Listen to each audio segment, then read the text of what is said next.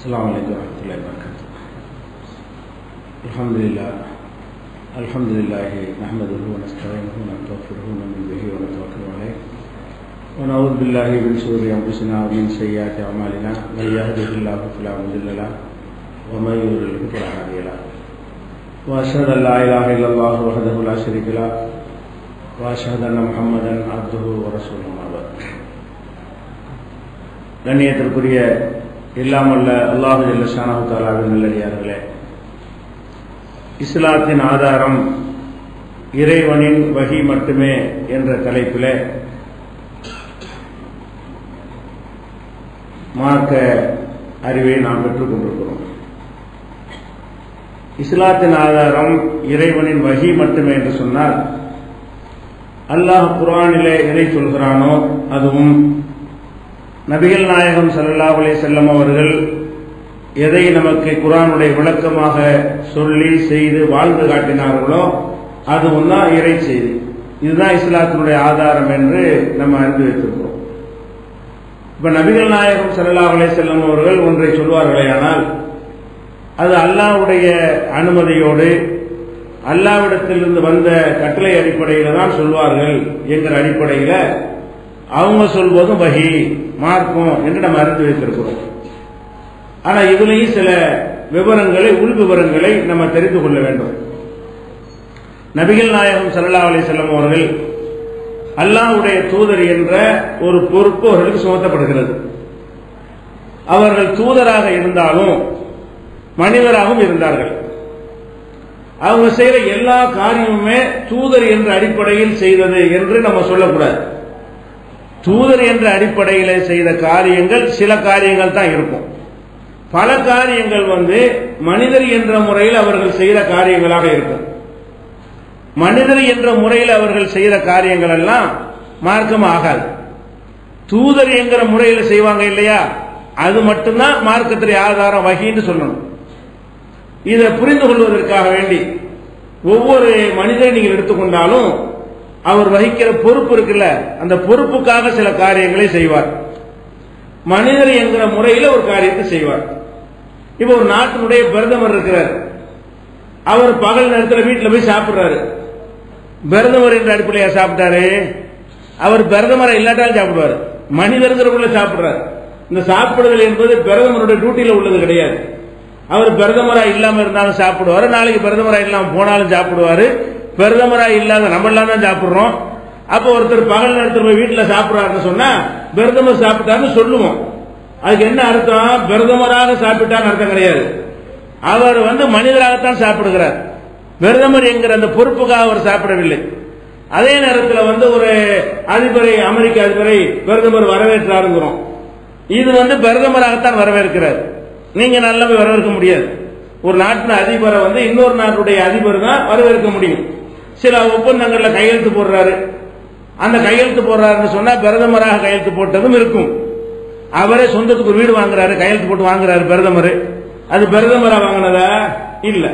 அவருடைய சொந்த தேவைக்கு ஒரு வீட்டை வாங்கினார்னு சொன்னா பிரதமர் பங்களா வாங்கினார்னு சொல்லுவாங்க. பிரதமர் வாங்கினாரா அந்த மனிதர் வாங்குறாரா? அந்த மனிதர் தான் வாங்குறாரு. பிரதமர் வாங்கினார் எப்ப சொல்ல முடியும்? நாட்டுக்காக ஏதாவது ஆயுதங்கள் வாங்குறாரு, நாட்டுக்காக பொருட்களை இறக்குமதி பண்றாரு, தேசத்துக்காக ஏதாவது வாங்கி சைன் பண்ணாருன்னு சொன்னா அப்பதான் பிரதமராக கையெழுத்து போடுறாரு அர்த்தம். அந்த மனிதன் போடுற கையெழுத்திலேயே பிரதமராக போடுற கையெழுத்தும் இருக்கிறது, தனி மனிதனாக போடுற கையெழுத்தும் இருக்கிறது. இதே மாதிரி எல்லாத்துக்குமே ஒரு சாதாரண ஒரு சின்ன ஒரு நிறுவனத்தில் ஒரு நடத்தக்கூடியவராக இருந்தால் அந்த நிறுவனத்தில் உரியவர் என்கிற முறையில் பேசக்கூடிய பேச்சும் இருக்கிறது, மனிதராக அவர் செயல்படக்கூடிய பேச்சும் இருக்கிறது. இப்படி எல்லா மனிதர்களுக்குமே அவங்களுடைய பொறுப்புக்காக சிலர் செய்வாங்க இல்லையா, அந்த பொறுப்புக்காக செய்யற மாதிரி பொறுப்பு இல்லாமல் இருக்கும் பொழுதும் சில காரியங்களை அவங்க செய்வாங்க. இப்ப தூதர் என்பது என்ன? அது ஒரு பொறுப்பு. அல்லாஹ்வுடைய தூதர் என்பது இயற்கையில உள்ள தன்மையா, பிறக்கும் போதே ஒட்டிக்கிட்டு வந்த ஒரு சுபாவமா? அது இல்ல. 40 வயசு வரைக்கும் உங்க தூதர் அவளா இல்ல. தூதர் என்பது அல்லாஹ்வால் செய்யப்பட்ட ஒரு நியமனம். நபிகள் நாயகம் ஸல்லல்லாஹு அலைஹி வஸல்லம் அவர்களை அல்லாஹ் தூதர்னு நியமிக்கிறான்ல, பொறுப்பு நியமிச்ச காரணத்தினால் அல்லாஹ்விலிருந்து வர்ற செய்தியை நமக்கு கரெக்டா தருவாங்க, அவ்வளவுதான். அல்லாஹ்விலிருந்து எல்லாத்துக்குமா செய்தி வந்துகிட்டு இருக்கும். எத்தனை மணி காலை சாப்பாடு, எத்தனை மணிக்கு மத்தியான சாப்பாடு, எத்தனை மணிக்கு தூங்கணும், இதெல்லாம வகையில வந்துகிட்டு இருக்கு. இதெல்லாம் அவங்க 40 வயசுக்கு முன்னாடி எப்படி செஞ்சாங்க அப்படி செஞ்சுக்கிடுவாங்க. எத்தனை மணிக்கு அவங்க சாப்பிட்டு பழகினாங்களோ அப்படி சாப்பிட்டுக்குருவாங்க. எத்தனை மணிக்கு படுத்து உறங்கினார்களோ அது மாதிரி உறங்கிக் கொள்வார்கள். அல்லது அவங்களோட உடம்பு டயர்டாகும் போது படுத்து தூங்குவாங்க. இதெல்லாம் வகி டயர்ட் ஆகிவிட்டு நீ படு அப்படின்லாம் என்ன செய்யாது, வகிலாம் வராது. அப்ப மனிதன் என்கிற முறையில எல்லா மனிதனுக்குமே சில ஆசாபாசங்கள் தேவைகள்லாம் இருக்கும். சிலவங்க குடும்ப வாழ்க்கையில ஈடுபடுறாங்க, இதெல்லாம் தூதருங்கிற முறையில் ஈடுபடுறாங்க இல்ல, மனிதருங்கிற முறையில் ஈடுபடுறாங்க. அவங்க ஈடுபடுற மாதிரி தான் எல்லாரும் ஈடுபடுறாங்க. அல்லாஹ்வுடைய தூதர் எப்படி குடும்ப வாழ்க்கையில் ஈடுபடுகிறார்களோ அதே மாதிரி தான் எல்லா மனிதர்களுக்கும் குடும்ப வாழ்க்கை ஒன்று தேவையாக இருக்கிறது. அதே மாதிரி உண்ணுவது, பருகுவது, மலஜலம் கழிப்பது, இது மாதிரியான பல காரியங்கள் தூதர் என்கிற முறையிலையும் செய்யக்கூடிய காரியங்களும் இருக்கும். தூதர் இல்லாமல் மனிதர் என்கிற முறையில் செய்யக்கூடிய காரியம் இருக்கும். நமக்கு எது மார்க்கமாகும், எதை தூதர்ங்கிற முறையில் செஞ்சாங்களோ அதான் மார்க்கம், அதுதான் வகி. இஸ்லாத்தின் ஆதாரம் வகி மட்டுங்கிறோம்ல, அல்லாஹ்வுடைய தூதருக்கு அவங்களுடைய எல்லா செயலும் வகி கிடையாது.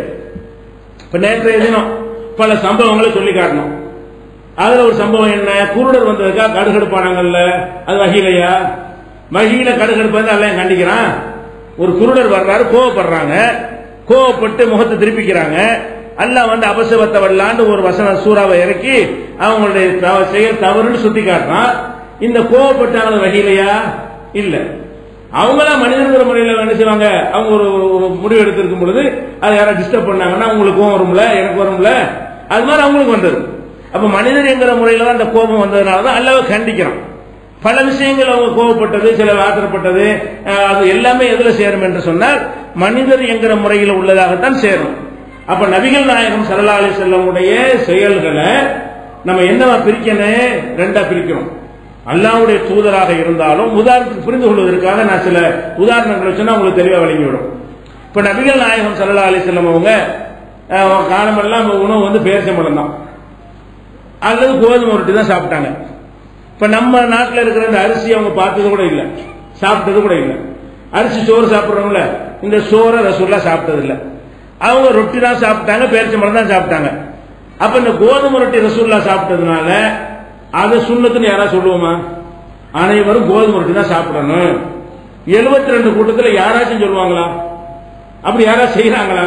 கோதுமை ரொட்டி எடுத்து வச்சு சுன்னத்தான உணவு சாப்பிடுங்க, சோறுலாம் ஆக்காது வீட்டுல, ஒவ்வொரு நாளைக்கு கோதுமை ரொட்டி சாப்பிட்டீங்கன்னா ரசூல்லா ஃபாலோ பண்ண நன்மை கிடைக்கும். உண்மைதான், ரசூல்லா கோதுமை ரொட்டி சாப்பிட்டது உண்மை, அதுல எந்த பொய்யும் கிடையாது.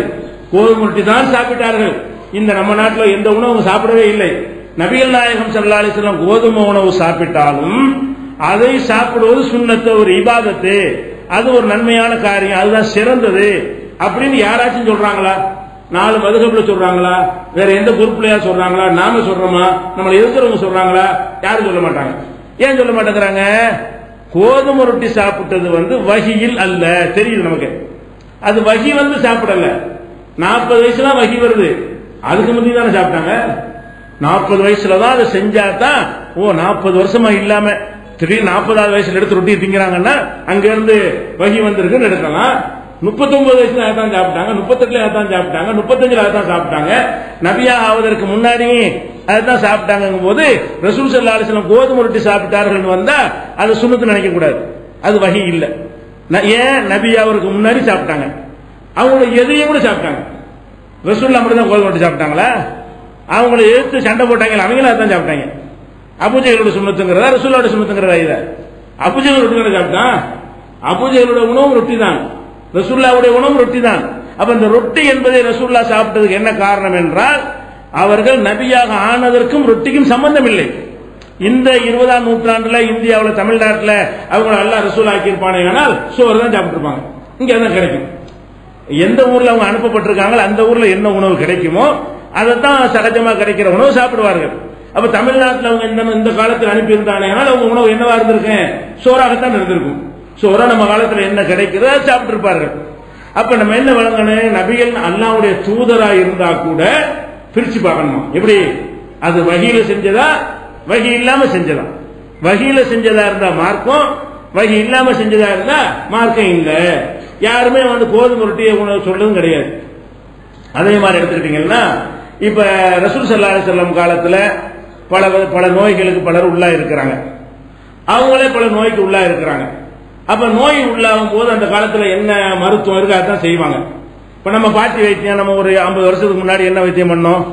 இந்த அலோபதி இதெல்லாம் வருவதற்கு முன்னாடி வீடுகள் ஏதாவது நோய் வந்து என்ன செய்வோம்? பாட்டி வைத்தியம் சொல்லி பத்து போடுவோம், தைலம் தேய்ச்சிக்கிடுவோம், கட்டு போடுவோம், இது மாதிரியான ஒரு குருணி போட்டு குடிப்போம். இதுதான் நம்ம அந்த காலத்தில் உள்ள வைத்திய முறையாக 50 வருஷத்துக்கு முன்னாடி இருந்தது. அதுக்கு வந்து இதை விட கொஞ்சம் பின்தங்கின வைத்தியங்கள் இருந்திருக்கும். 1400 வருஷத்துக்கு முன்னாடி இது போன்ற சில வைத்தியங்கள் தான் இருந்திருக்கும். அந்த வைத்தியத்தை ரசூலுல்லாஹ் செஞ்சாங்கன்னா நபி வழி மருத்துவம்னு போட்டு ஏமாத்துறாங்க. நபி வழி மருத்துவமா? இப்ப நபி வழி ரொட்டின்னு சொல்லப்ப அது வைத்தியம் என்பது வகையிலே செஞ்சாங்க. ரசூலுல்லாஹ் மட்டுமா அதை செஞ்சாங்க? நபிகள் நாயகம் ஸல்லல்லாஹு அலைஹி வஸல்லம் காலத்தில் இருந்த வைத்தியத்தை செய்தார்களேயானால் அவர்கள் நபியாவதற்கு முன்னாடியும் செய்த வைத்தியம் அது. எல்லா மக்களும் செய்த வைத்தியம். அந்த காலத்தில் இருந்த வைத்திய முறை அதுதான். அதை அவர்கள் செய்தார்கள் எடுத்துக்கிறோமே தவிர அதைத்தான் நம்ம செய்வது சுன்னத்து அப்படின்னு சொல்லக்கூடாது. புரிஞ்சுக்கிறதுக்காக ஒன்று சொல்வதாக இருந்தால், நேற்றைய தினம் உஹது போர்க்களத்தை பற்றி உங்களுக்கு சொன்னோம். கடுமையான காயம் ஏற்பட்டுருச்சு இல்லையா? காயம் ஏற்பட்ட உடனே என்ன செய்யறாங்க?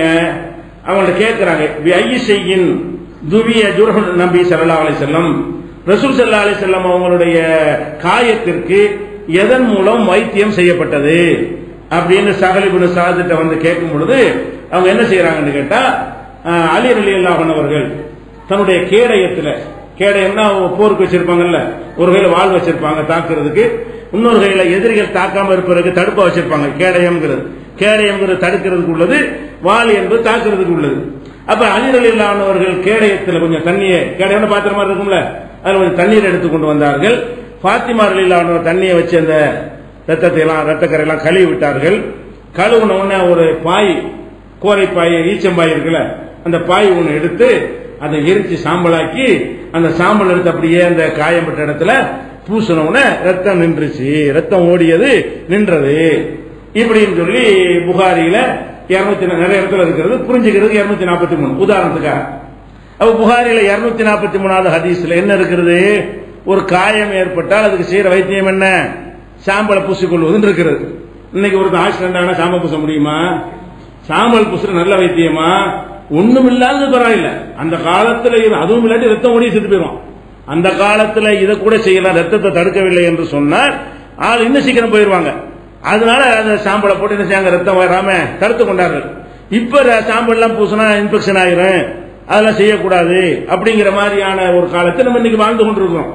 அப்ப இது யாராவது காயப்பட்டு ஆக்சிடென்ட் ஆகிவிட்டால் உடனே பாயை ஏற்றி சாம்பலை பூசுங்க, ரசூலுல்லாஹ் தான் பூசினாங்க அப்ப அப்படின்னு சொல்லி சுன்னத்து சொல்ல முடியுமா? அது வஹீல செஞ்சது கிடையாது. இந்த வைத்தியம் எல்லாம் இது ரசூலுல்லாஹ் அவங்க ஆக்கப்படாட்டால் செஞ்சிருப்பாங்க. இறை தூதர் ஆக்கப்படலன்னு வைங்க, வேற ஏதோ ஒரு காரணத்தினால காயம் வந்துருச்சுன்னு வைங்க, அப்ப என்ன செஞ்சிருப்பாங்க? அப்ப இறை தூதர்ங்கிற முறையில் செஞ்ச விஷயங்கள் பிரிச்சு பார்க்க நமக்கே தெரியும். இறை தூதர்ங்கிற முறையில் செய்யறாரா, இறை தூதர் அல்லாத முறையில் செய்யறாரா, அது நமக்கே தெரியும். ஒரு வீட்டில் ஒரு நாட்டினுடைய முதலமைச்சரா இருக்காரு, அவர் வீட்டுக்கு வர்றாரு, மனைவி சோறு வைங்கிறாரு, அது முதல்வர் வகையில சொல்றாரா, கணவர் சொல்றாரா? கணவர் சொல்றாரு. அவர் முதல்வராக இருக்கலாம், முதல்வராக இருந்தாலும் என்ன செய்யறாரு, சோத்தை வைங்கிறாங்க வீட்டில் வந்து சோறு வைக்க சொன்னா எந்த அடிப்படையில்? தமிழ்நாட்டு முதலமைச்சர் அடிப்படையிலையா? இல்ல, அவர் உங்க வீட்டுடைய கணவர் உள்ள கொண்டு வந்து என்ன செய்யறாரு, சாப்பாடு எடுத்து வைக்க சொல்றாரு. ஆபீஸ்ல உட்காந்து ஃபைல் எடுத்துட்டு வாங்க, என்ன அர்த்தம்? ஃபைல் எடுத்துட்டு வாங்குறாரு, அது முதல்வர் முன்ன எடுத்துட்டு சொல்றாரு. இப்படி நமக்கே தெரியும் அந்த பொறுப்புக்காக செய்யற விஷயங்களா அல்லது பொறுப்பேற்ற இயல்பாக செய்யக்கூடிய காரியங்களா, ரெண்டாக பிரிக்கணும்.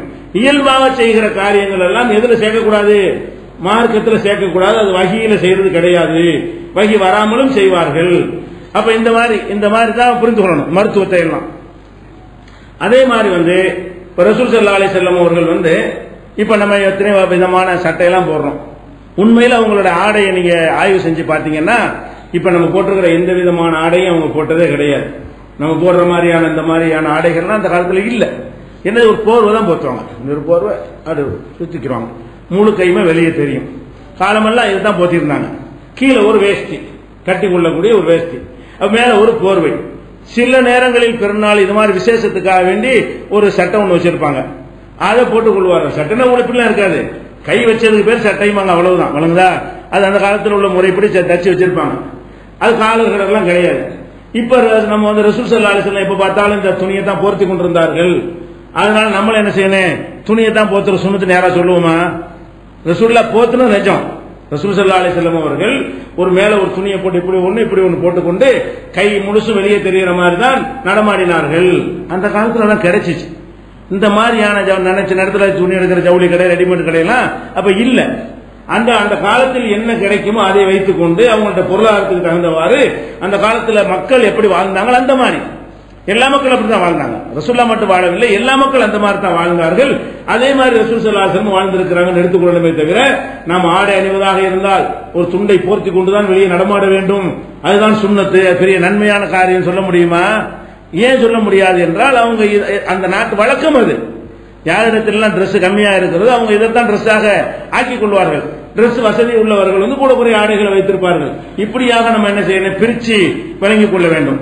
இப்ப நபிகள் நாயகம் ஸல்லல்லாஹு அலைஹி வஸல்லம் அவர்கள் ஆயிஷா நாயகி என்ன பண்றாங்கன்னு கேட்டா ஒரு முரட்டு வேஷ்டி ஒன்று எடுத்து அதை காட்டுறாங்க. யமன்ல தயாரிக்கப்பட்ட ஒரு யமன் நாட்டில் யமன் சொல்றாங்கல்ல அந்த நாட்டில் தயாரிக்கப்பட்ட ஒரு முரட்டு வேஷ்டி எடுத்து ஒரு மேற்போர்வை எடுத்து இந்த ரெண்டையும் அணிந்த நிலையில் தான் ரசூல் ஸல்லல்லாஹு அலைஹி வஸல்லம் மரணித்தார்கள்.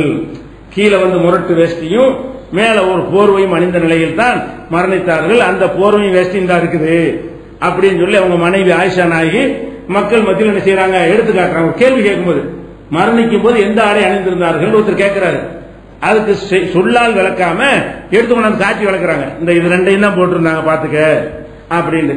அப்ப என்ன வழங்குறது, அவங்களுடைய முரட்டு வேஷ்டி அணிவது, ஒரு முரட்டு போர்வை போர்த்திக் கொள்வதுதான் அவங்களுடைய ஆடைன்னு விளங்குது பெரும்பாலும். அது சுன்னத்து சொல்லுவோமா? அப்படி ஒருத்தர் போட்டா கூட நல்லது கிடையாது. ஏன், அல்லாஹ்வுடைய நியமத்தை வெளிப்படுத்தி நம்ம சொல்லணும், கஞ்சத்தனம் பண்ணக்கூடாது. அல்லாஹ் நிறைய தந்திருந்தான்னு சொன்னா அது வெளிப்படுற மாதிரி நடந்து கொள்ளணும். நமக்கு என்ன பட்ட கட்டளை, அவங்களுக்கு அல்லாஹ் கொடுக்கல. அன்றைக்கு இருந்த நேரத்தில் அல்லாஹ் என்ன செய்யல, பணம் கொடுத்தாலும் பொருள்கள் கிடைக்காத ஒரு காலம், அப்படியான ஒரு காலத்தில் இருந்ததுனால செஞ்சாங்கன்னு எடுத்துக்கொள்றோம். இது நீங்க புகாரில 390வது புகாரில 3108வது ஹதீஸில் இதை பார்க்கலாம். அதே போல நபிகள் நாயகம் ஸல்லல்லாஹு அலைஹி வஸல்லம் அவர்கள் துஆ செய்தார்களே ஆனால் மலை தொழுகைக்கு துஆ செய்வாங்க. கை ரெண்டையும் உயர்த்தினாங்கன்னா அவங்களுடைய அக்குள்லாம் தெரியும். அவ்வளவுதான், ஆடையுடைய அளவு அவ்வளவுதான். அந்த மாதிரியாக இன்னைக்கு ஒருத்தர் செஞ்சாருன்னா இமாமத்தோடு விரட்டி விட்டுருவாங்க. அஜர் தொழுவிச்சார்னு வைங்க, அக்குள் தெரிகிற மாதிரி தொழுவிச்சாருன்னா அஜரத்தை வச்சுக்கிறோமா, நம்ம செய்ய மாட்டோம். அந்த சுன்னத்தை நம்ம சொல்வது இல்லையே. ரசூல் ஸல்லல்லாஹு அலைஹி வஸல்லம் செஞ்சது அன்னைக்கு ஆடை பற்றாக்குறையில செஞ்சாங்க. அல்லாஹ் நமக்கு என்ன கட்டளையிடுறான்னா, ஹுது ஸீனத்தக்கும் இந்த குல்லி மஸ்ஜித், ஒவ்வொரு மஸ்ஜிதுக்கு வரும் பொழுது ஜீனத்தான முறையில வாங்க. இப்ப ஜீனத்தி தான் இந்த மாதிரி போட்டு வர்றது அழகு. இந்த கை தெரியுற மாதிரி வரக்கூடாது, ரசூல்லா வந்த மாதிரி வரக்கூடாது. ரசூல் ஸல்லல்லாஹு அலைஹி வஸல்லம் இப்ப இருந்தாலும் இப்படி வரமாட்டாங்க. எப்படி அன்னைக்கு வந்தாங்கல்ல கை மண் தெரியுற மாதிரி வரமாட்டாங்க. அன்னைக்கு உள்ள ஜீனத், அன்னைக்கு என்ன கிடைச்சிச்சோ அது அன்னைக்கு ஜீனத். இன்னைக்கு ஜீனத்தை கூடி போய் விட்டது. அந்த ஜீனத்தோட நீங்க பள்ளியாசலுக்கு வரணும் நல்லா கட்டளையிடுறான். அதனால ரசூல் ஸல்லல்லாஹு அலைஹி வஸல்லம் செஞ்சு இருந்தும் கூட அது சுன்னத்தாக மாட்டேன்னு பார்த்தீங்களா? இது புகாரில 390வது ஹதீஸ்ல நீங்க பார்க்கலாம். அதே மாதிரி 1031வது ஹதீஸ்ல பார்க்கலாம். இப்ப நம்ம சாப்பிடுறோம்னா பிளேட்ல தட்டில் போட்டு தான் சாப்பிடுறோம். ரசூல் ஸல்லல்லாஹு அலைஹி வஸல்லம் ஒரு நாள் தட்டில் சாப்பிட்டது கிடையாது. ரசூல் ஸல்லல்லாஹு அலைஹி வஸல்லம் சாப்பிட்டாங்கல்ல, ஏதாச்சும் ஒரு அலுமினிய தட்டு, ஒரு பித்தளை தட்டு, ஒரு ஏதாவது பிளாஸ்டிக் அந்த காலத்தில் கிடையாதா? ஏதோ ஒரு வகையில தட்டு இருக்கும்ல, ஒரு தட்டுல சாப்பிட்டு இருக்கணுமா இல்லையா? ரசூல் ஸல்லல்லாஹு அலைஹி வஸல்லம் தட்டுல சாப்பிட்டது கிடையாது. வேற என்ன சாப்பிடுவாங்க, ஒரு துண்டை விரிச்சு போட்டு அதுல அது ரொட்டியை போட்டு, அது சால்னாலும் கிடையாதுல்ல. நம்ம நாட்டில் சோத்திர போய் கரைச்சல் சாப்பிட முடியுமா? ரொட்டியை வச்சு சால்னா ஊத்துற என்ன ஆகும், அந்த துணி வீணா போயிடும். ஒரு துணியை விரிப்பார்கள், அதுல ரொட்டியை போடுவார்கள், எடுத்து சால்னா தனியா இருக்கு, தொட்டு சாப்பிட்டுக்குவாங்க. அதுக்கு ஒரு துண்டு போதும், அதுக்கு ஒரு துணி போதும். அப்ப ரசூல் ஸல்லல்லாஹு அலைஹி வஸல்லம் அவர்கள் ஒரு துணியில சுப்ரான்னு சொல்லக்கூடிய ஒரு துணியில தான் விரித்து நினைச்சிருக்கிறாங்க, சாப்பிட்டு இருக்கிறாங்க. இதை விளங்காம சில ஆளுக்கு சுப்ரான்னு தனியா சாப்பாட்டுக்கு இப்ப தட்டு வச்சு அது கீழே துண்டு விரிச்சு அது சுப்ராங்கிறது, சுப்ரான்னு அதுல போட்டு சாப்பிடுறது. ரசூல் ஸல்லல்லாஹு அலைஹி வஸல்லம் சுப்ரான் வச்சிருந்தாங்க, அது எதுக்கு உள்ளதுன்னு கேட்டா அதுலயே சாப்பிடுவாங்க. சாப்பிடுறதுக்குரிய பாத்திரம் அதுதான், இன்னொரு பாத்திரம் எக்ஸ்ட்ராவா இருக்காது. அப்ப நபி ஸல்லல்லாஹு அலைஹி வஸல்லம் என்ன செஞ்சாங்க, சுப்ராவில் தான் சாப்பிட்டார்கள் சொல்லி தெளிவான ஹதீஸ் என்ன இருக்கு, அல சுப்ரின்னு வருது. இது புகாரில 5386 இருக்கிறது. இப்ப நம்ம சாப்பிடும்போது அனைவரும் உங்களுடைய போர்வை விரித்து அதில் கொட்டி சாப்பிடுங்கன்னு சொல்ல முடியுமா? ரசூல்லா சாப்பிட்டு சாருதான், ஆனா ரொட்டியை குழம்பு சாப்பிடணும்னு சொல்ல முடியுமா? ரொட்டிங்க அந்த காலத்துல உள்ளது, அதான் பாத்திரம்லாம் கிடையாது. பாத்திரங்கள் பெரிய அரிதான ஒரு விஷயமா இருக்கும். மண்ணுல செஞ்சுக்கிறாங்க ஒரு பாத்திரம், அது உடைஞ்சு போயிடும். பாத்திரங்களை பயன்படுத்த யோசிப்பாங்க. அது மாதிரியான ஒரு காலம். அந்த காலத்துல என்ன துணியில போட்டு சாப்பிட்டு இருந்தாங்கன்னா அதான் அந்த காலத்துல முடியும். இந்த காலம் யூஸ் அண்ட் த்ரோ காலம் வாழ்ந்துகிட்டு இருக்கோம். கழுவுற தண்ணி கணக்கு பண்ணோம்னா தூக்கி போட்டு ஈஸியா இருக்குது. தண்ணி கூலிக்கு ஆள் பிடிக்கிறது, பாத்திரங்கள் ஆள் பிடிக்கிறதுலாம் கணக்கு பண்ணீங்கன்னா கழுவிட்டு தூக்கி போடுற பாத்திரம் இருக்குல்ல, அது கணக்கு பார்த்து சிக்கனமானது. நீங்க பாத்திரத்தை வாங்கி அது கழுவுறதுக்கு மீன் போடுற போட்டு ஆள் கூலிக்கு ஆளை போட்டு தண்ணி திறந்து விட்டு இவ்வளவு கணக்கு பண்ணி பாத்தீங்கன்னா சாப்பிட்டோமா தட்டத்துக்கு எரிஞ்சமா அப்படி போனோம்னு சொன்னா செலவு வேற கம்மியா இருக்கு. பார்த்தா அதிக செலவு மாதிரி தெரியும். துல்லியமா கணக்கு பண்ணணும்னு சொன்னா இதுல செலவு குறைவாக இருக்கும். அப்ப அந்த மாதிரி ஒரு காலத்துல செஞ்சா தப்பாது. நீ சுப்புராவில சாப்பிட்டு சொல்ல முடியுமா? அப்ப நபிகள் நாயகம் ஸல்லல்லாஹு அலைஹி வஸல்லம் உடைய இந்த செயல்களை கூட நம்ம எப்படி பிரிக்கிறோம்? ரெண்டு விதமா பிரிக்கிறோம். ரசூலுல்லாஹ் துணியில போட்டு தான் சாப்பிட்டு இருந்தாலும் அது சுன்னத்து இல்லை. அது ரசூலாக இல்லாட்டாலும் சாப்பிட்டு இருப்பார்கள். அந்த மக்களுடைய வழக்கம் அதுதான். அந்த காலத்தில் இருந்த சாப்பாட்டு முறை அதுதான். அதனால சாப்பிட்டார்கள் எடுத்துக்கொள்வோமே தவிர அது வகியில சாப்பிட்டார்கள் எடுத்துக்கல. வகி தொடர்பு உள்ள ஒரு தூதர் அவங்க செயலை பிரிக்கிறோம். இது வகி, இது வகி இல்லாது. வகியை வராத அளவு இப்படி பின்பற்றுறது யோசிச்சு பாருங்க. வகி வர்றவருக்கு ரெண்டா பிரிக்கிறோம். அபு ஹனீஃபா வகி வருமா? வகி வர்றாலே ரெண்டா பிரிக்கிறோமே. அல்லாஹ்வுடைய ரசூலுக்கு வகி வரும். வகி வந்தா கூட இது வகியான்னு பாக்குறோம். ரசூல் ஸல்லல்லாஹு அலைஹி வஸல்லம் செயலை பார்க்கிற ஆதாரம் இருக்குது. இது வகியில் செஞ்சாங்களா வகி இல்லாம செஞ்சாங்களா இப்படி பிரிச்சு பார்க்கும் பொழுது வகி அறவே சஹாபாக்கள் வகி வருமா? அபூபக்கருக்கு வருமா? உமருக்கு வருமா? உஸ்மானுக்கு வருமா? அலிக்கு வருமா? வேற எந்த சஹாபிக்காவது வருமா? எந்த தாபிக்காவது வருமா? எந்த இமாமுக்காவது வருமா? யாருக்கும் வகி வராது. அப்ப வகியை வராத ஆட்கள் எப்படி ஃபாலோ பண்றது? வகி வர்றவரை இரண்டா பிரிக்கும் போது யாருக்கு வகி வந்தது அவரே இரண்டாக பிரித்து வகியைத்தான் ஏத்துக்கிறோம். வகி இல்லாத மார்க்கம் கிடையாது, அதுக்கு சம்பந்தம் இல்ல அப்படி சொல்றோமா இல்லையா? அப்ப நபி ஸல்லல்லாஹு அலைஹி வஸல்லம் ஒட்டகத்துல ஹஜ்ஜுக்கு போனாங்க. எல்லா பயணம் ஒட்டகத்துல தானே. ஒட்டகத்துல போற சுன்னத்துன்னு யாராவது சொல்லுவாங்களா? இன்னைக்கு அவங்க போனது நிஜம். ஒட்டகத்துல போனது பொய்யா? ஆதாரபூர்வமான செய்தி தான். ஆனா அது சுன்னத்தானே இல்லைங்கிறோம். ஏன் இல்ல? அவங்க ரசூலுங்கிற முறையில் போனாங்க. அவங்களை எதிர்த்து சண்டைக்கு வந்து அபூ ஜஹல் அந்த ஒட்டகத்துல வந்தான். ரசூலுல்லாஹ் எப்படி ஒட்டகத்துல போனாங்களோ எதிரையும் ஒட்டகத்துல வந்தான். அதனால நபி அவருக்கு முந்தைய ஒட்டகத்துல வந்தாங்க. நபி ஆகாட்டா ஒட்டகத்துல போயிருப்பாங்க. அந்த காலத்துல இருந்த பயணத்துக்குரிய சாதனை அதானே. இந்த காலத்துல இருந்தாங்கன்னா பிளேட்ல போயிட்டு வந்திருப்பாங்க. எவ்வளவு ஊருக்கு போயிருக்கலாம். அல்லாஹ்வுடைய தூதர் இந்த காலத்துல அனுப்பி இருந்தால் ஒரு நாட்டுக்கு என்ன செய்வாங்க? பிரச்சாரம் பண்றதுக்கு அல்லாஹ் அனுப்பி விடுவான். அது பெரிய விஷயம் கிடையாது. பிளேட்ல கூட போவாங்க. அப்ப அந்த வசதிகளை பயன்படுத்திக் கொள்வார்கள். அந்த காலத்தில் இருந்திருந்தா அந்த காலத்தில் இருந்த வாகனம் அவ்வளவுதான். குதிரை இல்லாட்டி ஒட்டகம் இல்லாட்டி கோவா இருக்கிறது. வேற என்ன வாகனம் இருந்துச்சு? வண்டி கூட கிடையாது. அப்ப அந்த வண்டி இருந்தா கூட அந்த சக்கரம் வந்த பிறகுதான் கொஞ்சம் ஸ்பீட்லாம் மனுஷன் கண்டுபிடிச்சான். சக்கரம் இல்லாத காலத்தில் டைரக்டா தான் அதுல ஏறி போற மாதிரி இருந்த ஒரு காலம். அப்ப நம்ம என்ன வழங்கினேன்? இதெல்லாம் சுன்னத்து கிடையாது. ரசூலுல்லாஹ் செஞ்சாங்க, ஆனா வகியில செய்யல. வகி இல்லாம செஞ்சாங்கன்னு பிரிக்கிறோம்ல. இது அடிப்படையான இதுலதான் எல்லாம் நிக்குது. இதை விளங்கிட்டாலேயே மனசு சொல்ல யாரும் கேட்க மாட்டான். அல்லாஹ்வுடைய ரசூலையே நம்ம ரெண்டாக பிரித்து தான் ஏற்றுக்கொள்கிறோம். வகியாக இருந்தால் தான் பின்பற்றுகிறோம். வகியாக இல்லாவிட்டால் அது மார்க்கம் இல்லைன்னு சொல்லுகிறோம். அப்படி இருந்தால் வகியற்றவர்களை எப்படி பின்பற்றுவது? வகி இல்லாதவருடைய சொல்லு செயல்பை மார்க்கமாகும். அவர் சொன்னா எப்படி சுன்னத்தாகும்? அவர்கிட்ட வகியே இல்லையே. இப்படி விளங்கி இந்த ஒரு நுணுக்கத்தை விளங்கி கொண்டாலேயே இந்த டாபிக் ரொம்ப தெளிவாகி போயிடும். எந்த சந்தேகம் இல்லாம தெளிவாகி போயிடும். அது ஒண்ணு பார்க்கணும். அதே மாதிரி நபி ஸல்லல்லாஹு அலைஹி வஸல்லம் தலாணி வச்சிருந்தாங்க. அவங்க தலாணி என்ன தலாணி? தோல்னால ஒரு பை மாதிரி செஞ்சு உள்ளக்கு அந்த வெங்காய சருகு மாதிரி இலதலை எல்லாம் போட்டு அமுக்கி அதை வச்சு படுத்தாங்கன்னு இருக்குது. அப்ப இலதலை அமுக்கி வெங்காயத்தோலை வச்சு படுக்கிறது தான் சொல்லுன்னு சொல்ல முடியுமா? சொல்ல முடியாது. ஏன்? அந்த காலத்துல இருந்து அதான் தலாணி பஞ்சு இல்லாம இருந்துச்சு. இந்த மாதிரி நவீனமான முறையில் நூற்பாலைகள் எல்லாம் கிடையாது. இப்படி விலையும் கொள்ளுறோம். இது புகாரி 6456 ஹதீஸ்ல இருக்கிறது. அதே மாதிரி அவங்க வீட்டுல விளக்கெல்லாம் இருக்க. ரசூலுல்லாஹ்வுடைய காலத்துல வீட்டுல விளக்கரிக்க கூட வசதி கிடையாது. அந்த மாதிரி இருட்டுல தான் வாழ்ந்துருக்காங்க. நம்ம எவ்வளவு பெரிய வெளிச்சம் இத்தனை லைட்டை போட்டு உட்கார்ந்துட்டு இருக்கிறோம். இந்த வெளிச்சத்தை ஒப்பிட்டு பார்த்தா அது சம்பந்தமே இல்லை. அவ்வளவு பெரிய இருட்டுல வாழ்ந்துருக்காங்க அவங்க. அது சுண்ணத்து சொல்ல முடியுமா? இருட்டில் வாழ்வது சுண்ணத்து. வீட்டுல இருட்டுலாம் திங்கணும், இருட்டுலாம் படுக்கணும்னு சொல்ல முடியுமா? ஆனா இருட்டுலாம் ரசூலுல்லாஹ் இருந்தாங்கிற உண்மை. அது கோரப்பாயில படுத்தாங்கிற உண்மை. கைத்து கட்டில படுத்து உடம்பெல்லாம் வரி வரியா விழுந்ததுங்கிறது உண்மை. அதெல்லாம் தூதர்ங்கிற முறையில் செஞ்சதா? அதான் கேள்வி. வகி செஞ்சதா?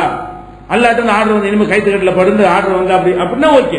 அதனால இது ரெண்டாக நம்ம என்ன செய்ய வேண்டும்னா பிரிச்சுக்கிறணும்.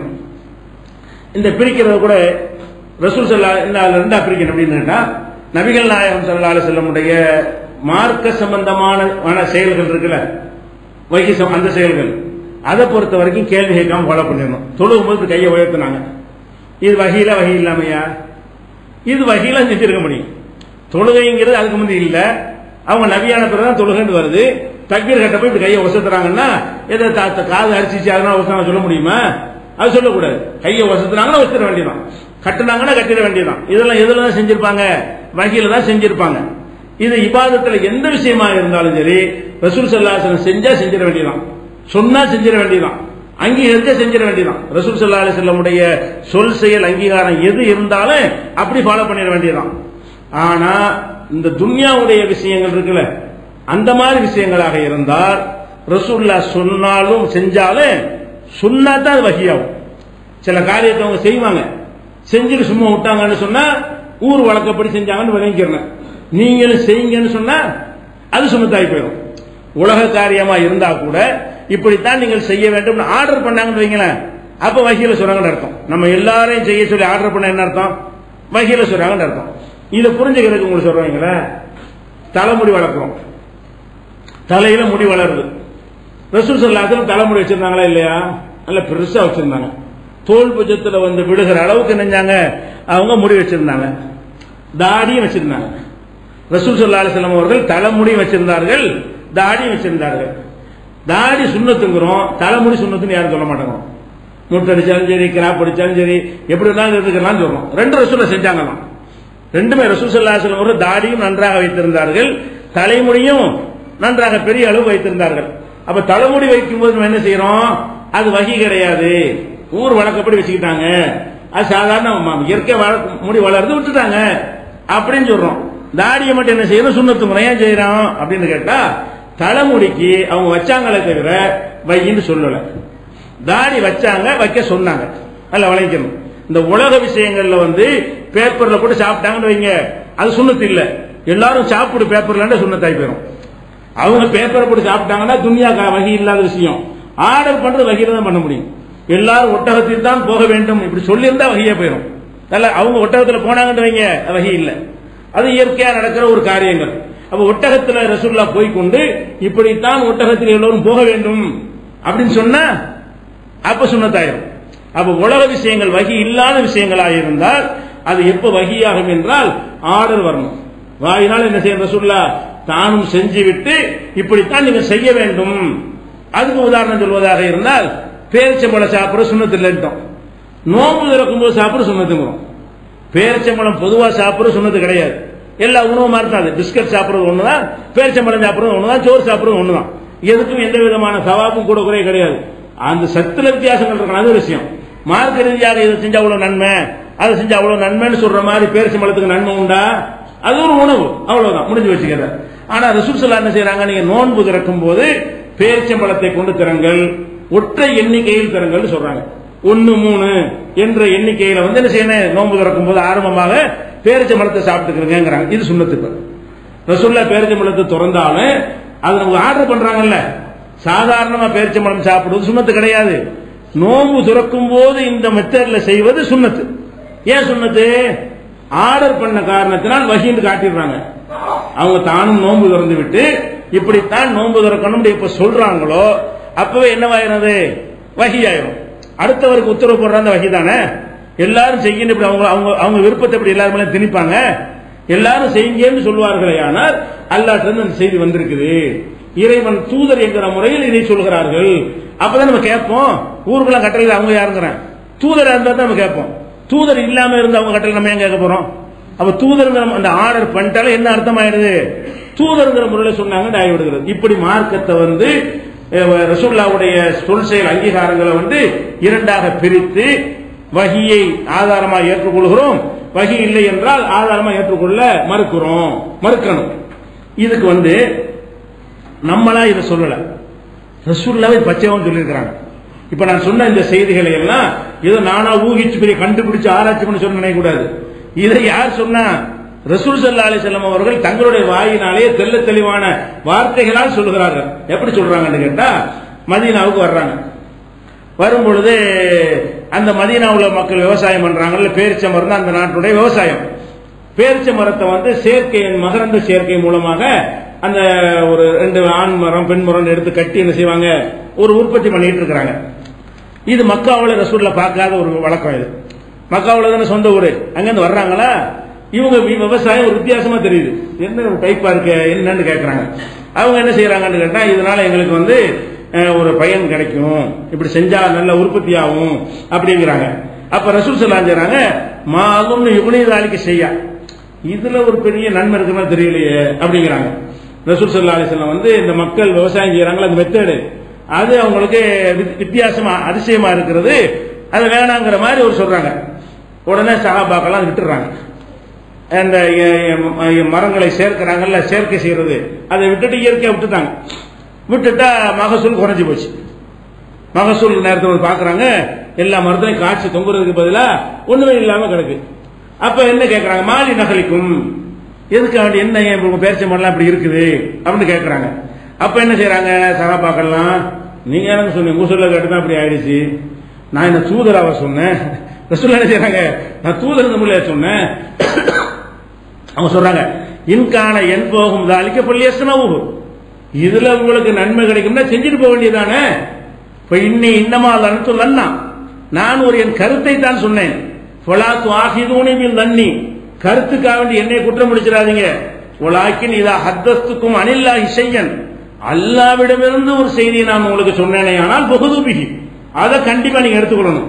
நானா சொன்னேனே ஆனால் அது நீங்க எடுத்துக்கொள்ள அவசியம் கிடையாது. நான் மனிதனா வகையில சொன்னது இல்ல. இந்த பேரிச்சமர விவசாயத்தை பற்றி சொன்னது வந்து நான் மக்காவில் பார்க்காத ஒன்றை நீங்க செஞ்சதுனால ஒரு டிஃபரெண்டா இருந்தனால சொன்னனே தவிர இது நல்ல மார்க்கப்படி நல்லது இல்லைன்னு உங்களுக்கு சொன்னா அப்படின்னு சொல்லி ரசூல் ஸல்லல்லாஹு அலைஹி வஸல்லம் செய்றாங்க. அந்த நான் சொன்னதை கேட்டீங்கன்னு கேட்கறாங்க. இது முஸ்லிம்ல 4356 இருக்கிறது. இன்னொரு இடத்துல இதே அறிவிப்பு இன்னொரு அறிவிப்புல வருது, இன்னமா ஆன பஷரும், நானும் ஒரு மனிதன், இதா அமர்த்துக்கும் செய்யின் மின் தீனுக்கும், உங்கள் தீன் சம்பந்தமாக நான் எதையாவது உத்தரவிட்டால் பொகுதூபிகி, அதை எடுத்துக்கொள்ளுங்கள். வைதா அமர்த்துக்கும் செய்யும் என் ரய்யே, என்னுடைய சொந்த அபிப்பிராயத்தின் மூலமாக எதையாவது நான் உங்களுக்கு சொன்னால் இன்னமான பஷரும், நான் ஒரு மனிதன் தான், எடுக்க தேவையில்லை, சரின்னு பட்டா எடுத்துக்கிறேன், இல்லாட்டி விட்டு போங்க. அது மார்க்கம் கிடையாது. ரசூலுல்லாஹ் பிரிக்கிறாங்க, தீனே மார்க்க சம்பந்தமா, மறுமை சம்பந்தமா, வணக்கம் சம்பந்தமா, ஹலால் ஹராம் சம்பந்தமா, சட்டத்திட்டம் சம்பந்தமா நான் ஏதாவது சொன்னால்தான் நீங்க அதை எடுத்துக்கொள்ளணுமே தவிர மற்ற விஷயங்களை சொன்னால் உங்களுக்கு ஒரு கருத்து இருக்கிற மாதிரி எனக்கு ஒரு கருத்து இருக்கும்.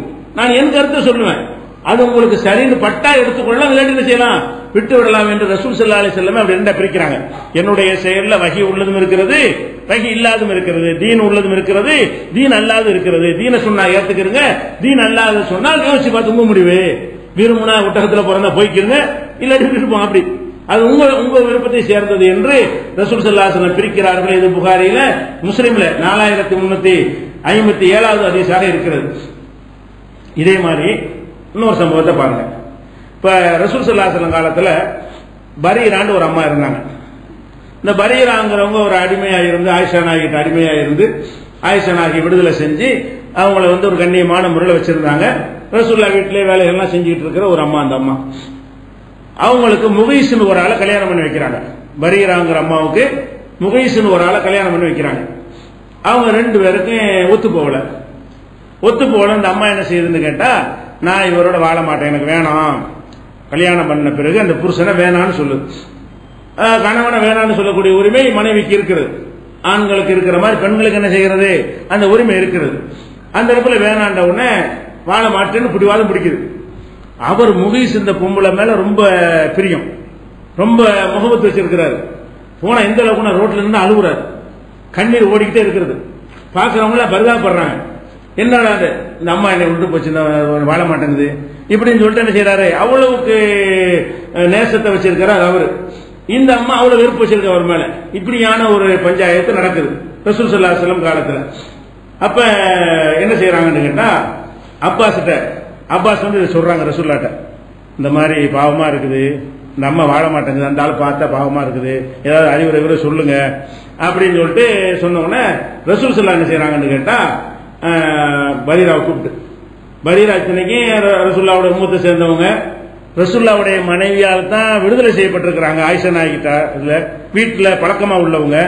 அப்படி இருந்து ரசூலுல்லாஹ் என்ன செய்யறாங்கன்னு கேட்டா, லவ் ராஜேட்டிஹி, நீ அவரோட சேர்ந்து வாழலாம்ல, இந்த மாதிரி செய்யறிய, அவரோட சேர்ந்து வாழு அப்படின்னு சொல்றாங்க. இப்ப ரசூலுல்லாஹ் சொன்ன இந்த பரீரா நுணுக்கமா கேட்கறாங்க, இதை மார்க்க கட்டளையா உங்க சொந்த ஆலோசனையான்னு கேட்கறாங்க. எப்படி கேட்கறாங்க? நம்ம எப்படி கேட்கறாங்க? இது மார்க்கப்படி நான் சேர்ந்து வாழ்வதுதான் சட்டமா, அல்லது நீங்களா ஒரு இறக்கப்பட்டு ஒரு ஆலோசனை சொல்றீங்களான்னு இப்படி கேட்கிறேன் அம்மா. அப்ப ரசூலுல்லாஹ் செய்யறாங்க, இன்னமா அஸ்ஃபவு, இல்ல நான் ஒரு ரெக்கமெண்ட் தான் பண்றேன், உனக்கு மார்க்க சட்டப்படி நீ பிரிஞ்சுக்கிற உரிமை இருக்குது, அல்லாஹ்வுடைய சட்டத்தில் உனக்கு பெரிய உரிமை இருக்கிறது, கட்டாயப்படுத்தி உன்னை சேர சொல்லி நான் ஆர்டர் பண்ண முடியாது, ஏன்னா அல்லாஹ் கொடுத்த உரிமை அது. நான் சொல்றது என்ன, ஒரு ரெக்கமெண்ட் பரிந்துரை செய்யறேன், பாவமா இருக்குல்ல அதுக்காக நான் சொல்றேன் அப்படிங்கிறார் ரசூலுல்லாஹ் சொல்றாங்க. அப்ப அந்த அம்மா சொல்லுது, லா ஹாஜத்தலி ஃபீ, எனக்கு ஒரு வேணான்றது கட்டளைன்னு சொல்லி இப்ப சேர்ந்துக்கிறேன், அதுதான் வஹீல வர்ற கட்டளை, அதுதான் மார்க்க சட்டம் சொல்லுங்க, இப்ப நான் சேர்ந்துக்கிறேன். மார்க்கத்தில் அப்படி அவசியம் இல்லை, எனக்கு அந்த உரிமை இருக்குது என்று சொன்னால் நீங்க ரெக்கமெண்ட் பண்ண ஏத்துக்கிற மாட்டேங்குது. ரசூலுல்லாஹ்க்கு நேருக்கு நேரங்க ரசூல் ஸல்லல்லாஹு அலைஹி வஸல்லம் சொல்லும் போது கூட உங்க சொல்ல பிரிச்சு கேட்டுக்கிட்டு அழகா விவரமா இருக்குது, விவரத்தை பிரிச்சு கேட்டுக்கொண்டு நீங்க ரசூல்ங்கிற முறையை சொல்றீங்களா அல்லது சும்மா இறக்கப்பட்டு பரிந்துரை பண்றீங்களா? ரசூல் முறையில சொன்னால் கண்டிப்பா நான் ஏத்தாவன சட்டம் அதுவாயும். ஒரு மனைவி புருஷனோட பிரியவே கூடாது, சேர்ந்துதான் ஆகணுங்கிற சட்டம் வந்துடும். அந்த மாதிரி அர்த்தத்தில் நீங்க சொல்றீங்களா வேற மாதிரி சொல்றீங்களான்னு கேக்குது. அப்ப ரசூலுல்லாஹ் என்ன செய்யறாங்க, யாருக்கு என்ன கேள்வி கேட்கறேன்னு கேட்கல, அந்த அந்த அம்மாவுடைய அந்த நுணுக்கத்தை அவங்க ரசிச்சுதானே பதில் சொல்றாங்க. இன்னமா நான் அஸ்பவு, இல்லம்மா நான் உத்தரவு உனக்கு போடல, நான் வெறுமனே ரெக்கமெண்ட் பண்றேன், பரிந்துரை செய்யறேன்.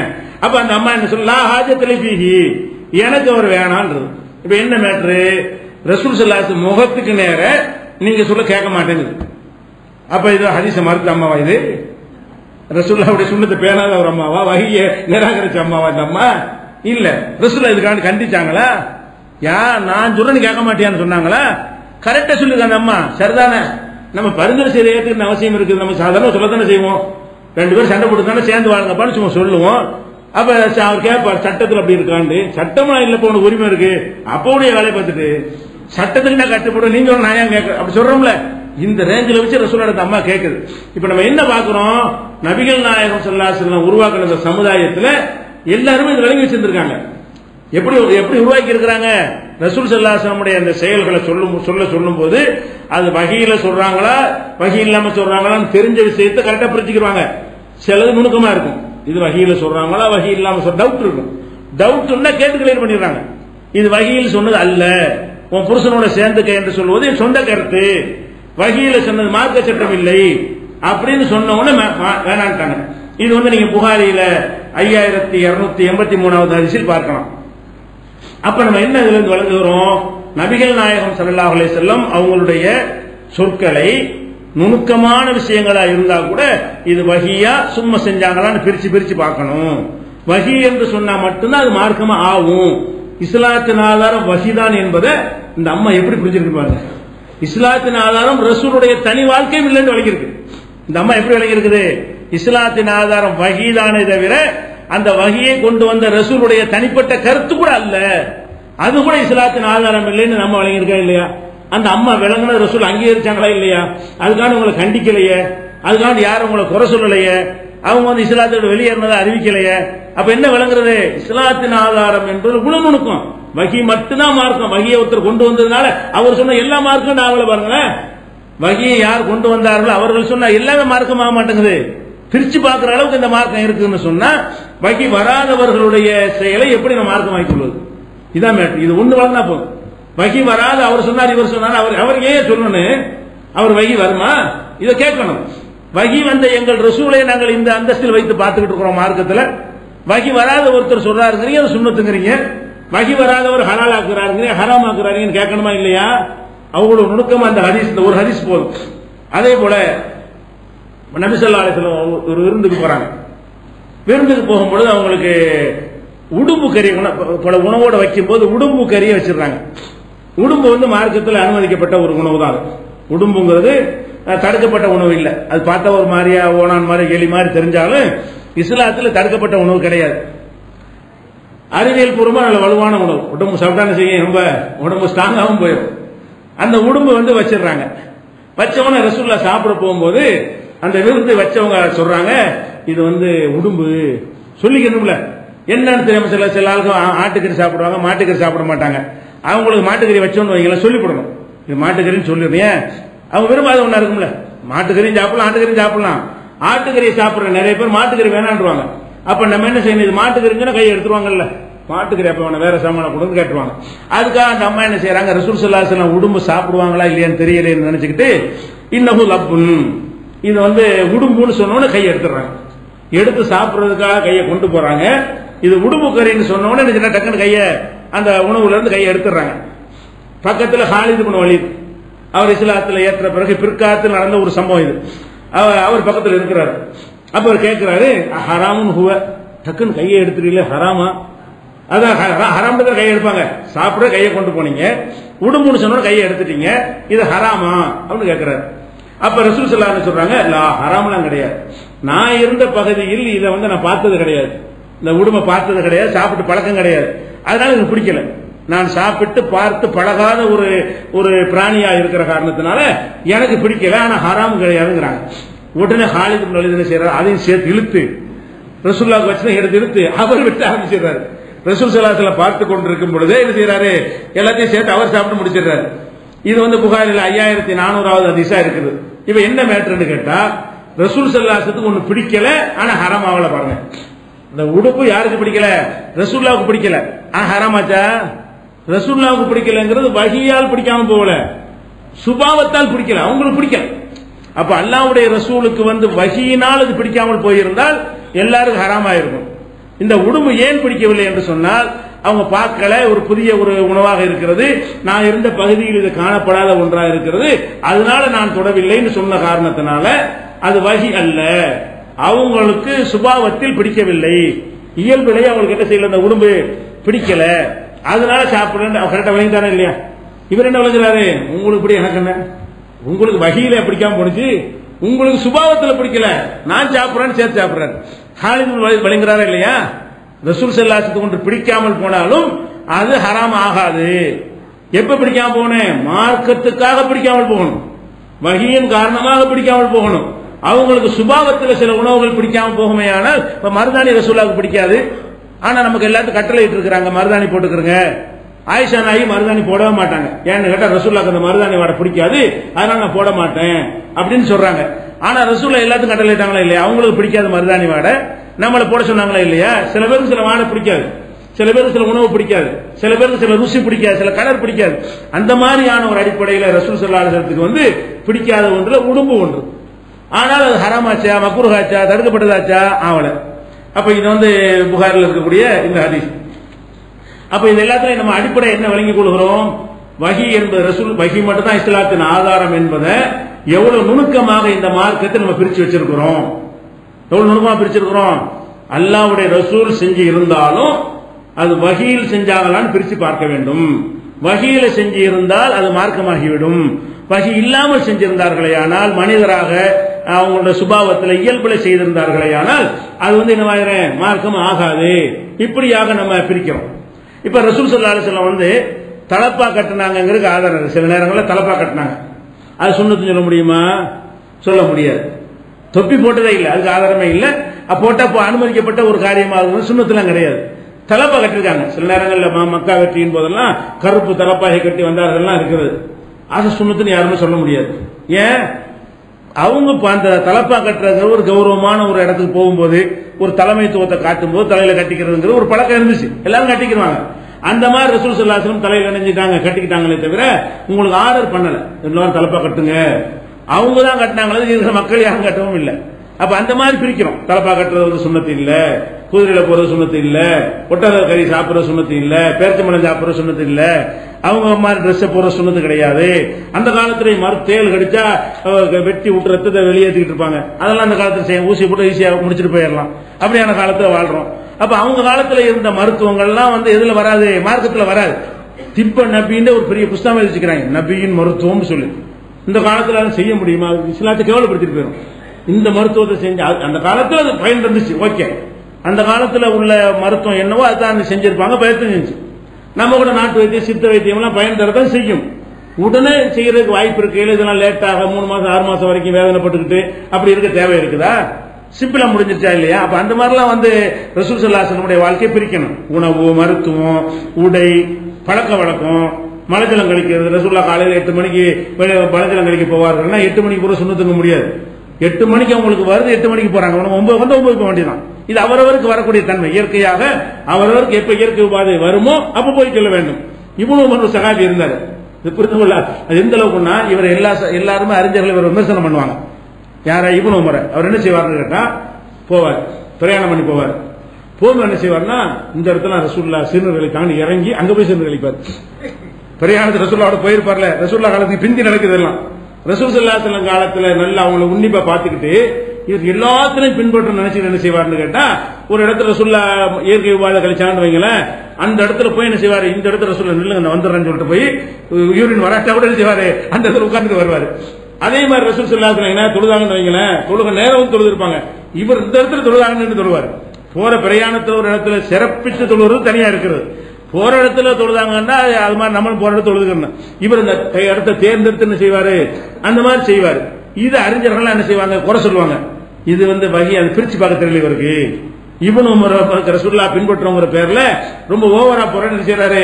வகியில பின்பற்றணும், வகி அல்லாத மலஜலங்களுக்கு எல்லாம் பின்பற்ற முடியுமா? அந்த முறையை பின்பற்றணும்.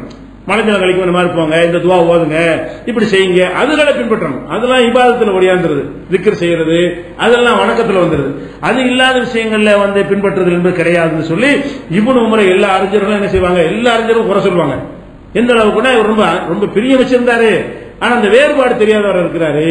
எதுல வகியில பின்பற்றணும், வகி இல்லாட்டி பின்பற்றுவது இல்லை என்பதை இவர் புரியாதவரா இருக்காரு. எல்லாத்திலையும் போட்டு என்ன செய்வாரு, ஃபாலோ பண்ணிட்டு இருப்பாரு.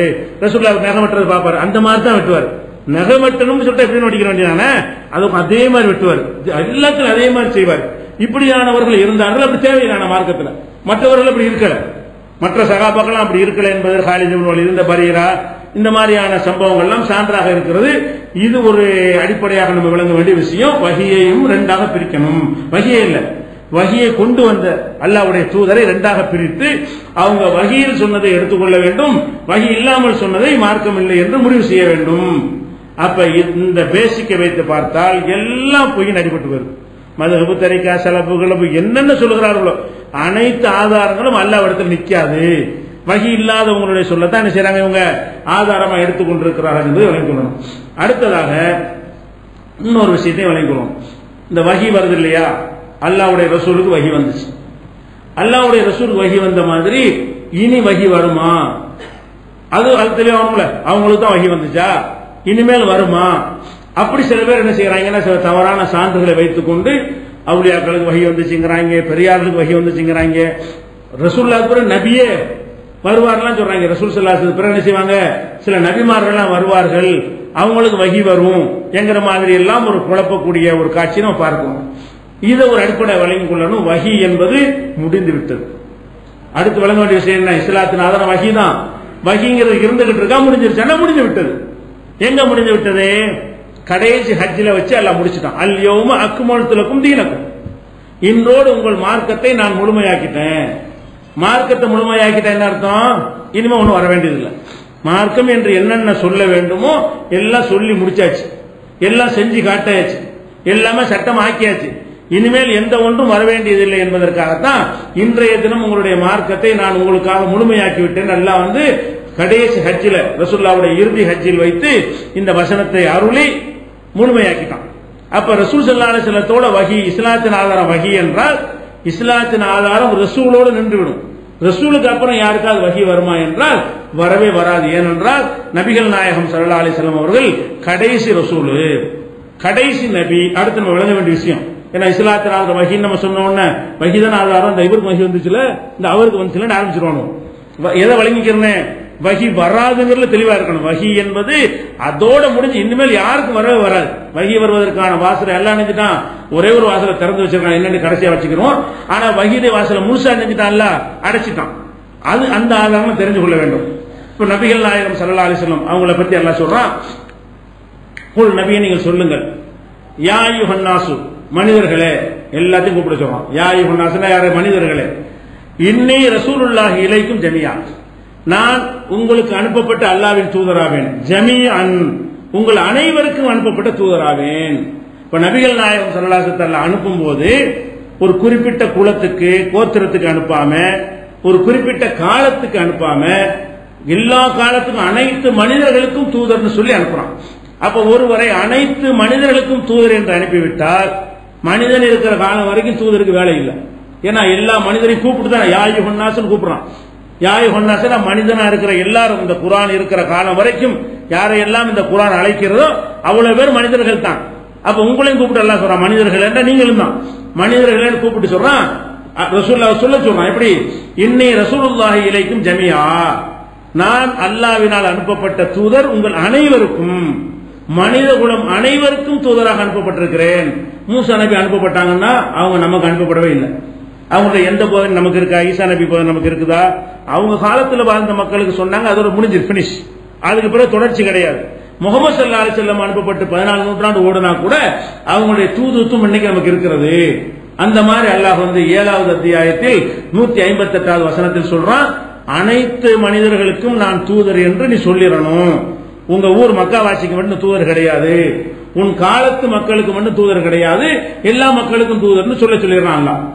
அதே மாதிரி அல்லாஹ் சொல்றான், ஒமா அர்சல்நாக இல்லா காஃபத்தல் லின்னாஸ், நபியே முகமதே உன்னை மனித குலம் அத்தனை பேருக்கும் நான் தூதர் அனுப்பி இருக்கிறேன். காஃபத்தனா ஒருத்தர் கூட விடாம, காஃபத்தல் லின்னாஸ்னா மனித குலம் அனைவருக்கும் உன்னை தூதராக அனுப்பி இருக்கிறேன் அப்படின்னு சொல்லி 34வது அத்தியாயத்தில் 28வது வசனத்தில் சொல்றான்.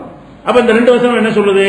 ரசூல் ஸல்லல்லாஹு அலைஹி வஸல்லம் அவர்கள் உலக மக்களுக்கெல்லாம் தூதர். இன்னைக்கு அவங்க தான் தூதர். இன்னைக்கு அவங்க தான் தூதர். இன்னொருத்தர் வகியை பரப்புவது, இன்னொருத்தர் தூதர் வந்தா தானே வகி வர்றேன், தூதர் வரமாட்டார. தூதருங்கிறது அவர், இன்னைக்கும் அவர் தான் தூதர். அவருடைய போதனை தான் இன்னைக்கு நம்ம பின்பற்றி ஆகணும் அப்படின்னு சொன்னால் வகி முடிந்து விட்டது, வகி இனி வராது, வகி எல்லாம் முடித்து வைத்து விட்டாங்க என்பதற்கு இது ஒரு ஆதாரமா இருக்கிறது. அதே மாதிரி எல்லாம் என்ன செய்யறான்னு கேட்டா 9வது அத்தியாயத்தில் 33வது வசனத்தில் சொல்கிறான், ஹுவல்லதி அர்ஸல ரசூலஹு பில் ஹுதா வ தீனில் ஹக், அவன்தான் இந்த ரசூலை நேர்வழியை கொண்டும் உண்மையான மார்க்கத்தை கொண்டும் அனுப்பி இருக்கிறான். முஹம்மது ஸல்லல்லாஹு அலைஹி வஸல்லம் அவர்களை நேர்வழியை கொடுத்து தீனுல் ஹக் என்ற உண்மையான மார்க்கத்தை கொடுத்து அனுப்பி இருக்கிறான். எதுக்கு அனுப்பி இருக்கிறான் என்றால் லியுல்ஹிரஹு அலா தீனி குல்லிஹி, உலகத்தில் உள்ள எல்லா தீன்களை விடவும் இது மேலோங்க செய்வதற்காக. எல்லாத்துக்கும் மேல இதுதான் இருக்கும். இன்னொரு தீன் வந்து இன்னொரு ரசூல் வந்தா இன்னொரு தீனா போயிடும், அது வந்தா அதுக்கு மேல இதுதான் நிற்கும். அப்ப இன்னொரு தீன் வரக்கூடாது என்பதற்கு தான் எல்லா தீன்களை விடவும் மேலோங்க செய்வதற்காக வேண்டி இந்த ரசூலை நான் அனுப்பி இருக்கிறேன். அப்ப முஹம்மது ஸல்லல்லாஹு அலைஹி வஸல்லம் அவர்கள் கடைசி தூதர் என்பதற்கு இந்த 9:33 ஆதாரமாக இருக்கிறது. அதே மாதிரி 33:40 அல்லாஹ் சொல்லி காட்டுகிறான், மாக்கான முஹம்மதுன் அபா அஹதி மின் ரிஜாலிக்கும், முகமது உங்களுடைய எந்த ஆணுக்கும் தந்தையாக இல்லை, வலாக்கின் ரசூலுல்லாஹி அல்லாஹ்வுடைய தூதராக இருக்கிறார்கள், ஹாத்தமன் நபியீன் நபிமார்களுக்கு முத்திரையாக இருக்கிறார்கள். முத்திரைனா சீல். சீல் வச்சா என்ன அர்த்தம்? உள்ள ஒன்று போடல, போஸ்ட் ஆபீஸ்ல ஒரு கவர்ல ஜாமான சீல் வச்சிருவாங்க, அல்லது ஒரு அரசாங்கத்தில் ஒரு கட்டடத்துக்கு சீல் வச்சுட்டு போயிடுவாங்க. சீல் வச்சா என்ன அர்த்தம்? வெளியில இருந்து ஒரு ஜாமான் உள்ள வரக்கூடாது, உள்ள ஒரு ஜாமான் வெளியே வைக்கக்கூடாது, அதான் சீல்ங்கிறது. முகமது ஸல்லல்லாஹு அலைஹி வஸல்லம் என்ன செய்யறான்னு கேட்டா ஹாத்தமுன் நபியீன் நபிமார்களுக்கு முத்திரையாக அனுப்பி இருக்கிறேன். சீல் வச்சுட்டு என்ன அர்த்தம்? ஒண்ணு இனிமே ஒரு ஆள் வர முடியாது, இதுக்குதான் முடிச்சாச்சு காரியம், எல்லா ஃபைல் எழுதி கணக்கு பண்ணி கையெழுத்தெல்லாம் போட்டுக்கிட்டு முடிச்ச பிறகு இனிமேல் அதுல எந்த ஒரு ஒர்க்கும் இல்லை அப்படிங்கும் போது சீல் வைப்பாங்க. அந்த மாதிரி முத்திரை வைக்கப்பட்டவராக ரசூல் ஸல்லல்லாஹு அலைஹி வஸல்லம் அவர்களை அல்லாஹ் சொல்லி காட்டுகிறான். நம்ம அடிக்கடி விளங்கி வைத்திருக்கிற ஒரு வசனம், பயானெல்லாம் சொல்லுவாங்க, உமா அர்ஸல்னாக இல்லா ரஹ்மத்துல் லில் ஆலமீன், அகிலத்திற்கு அருட்கொடையாக உன்னை தூதர் அனுப்பி இருக்கிறோம். அப்ப நபி ஸல்லல்லாஹு அலைஹி வஸல்லம் அவர்கள் அகிலத்துக்கு அவங்க தான் தூதர். அவங்க காலத்துக்கு பிறகு எந்த ஒரு தூதர் வர வேண்டிய அவசியம் இல்லை என்று 21வது அத்தியாயத்தில் 107வது வசனத்தில் சொல்லுகிறான். இன்னும் ஏராளமான ரசூல் ஸல்லல்லாஹு அலைஹி வஸல்லம் தான் கடைசி தூதர். வஹி முடிஞ்சிருச்சு, இஸ்லாத்தின் ஆதாரம் வஹின்னா வஹி வந்துகிட்டே இருக்குன்னு நினைச்சிடக்கூடாது, வஹியுடைய வாசல் அடைபட்டு விட்டது என்பதை இன்னும் தெளிவாக சந்தேகத்துக்கு இடமில்லாமல் அறிந்து கொள்வதற்கு சான்றுகள் இருக்கின்றன. அதை நாளைக்கு பார்க்கலாம்.